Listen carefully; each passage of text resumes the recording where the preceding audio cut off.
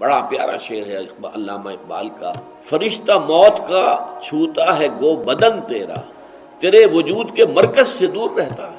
فرشتہ موت کا جب آتا ہے اور وہ جان کھینچتا ہے، قبض کرتا ہے، اس کا تعلق جسم سے ہے، روح سے نہیں ہے۔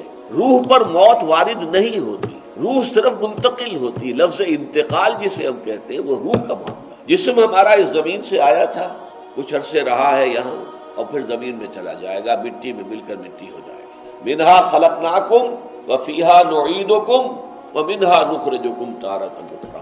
لیکن روح انا للہ و انا الیہ راجعون، وہ اللہ کے پاس سے آئی تھی اور اللہ ہی کی طرف لوٹ جائے گی، کہ وہ یا تو علیین میں ہے یا سجین میں چلی گئی ہے۔ یہ تو قید خانہ کوئی ہے، اس کے اندر جا کر اس کو بند کر دیا گیا ہے، اور یا علیین بہت اونچے مقام پر کوئی جگہ ہے، وہاں پر ان ارواح کو رکھا گیا۔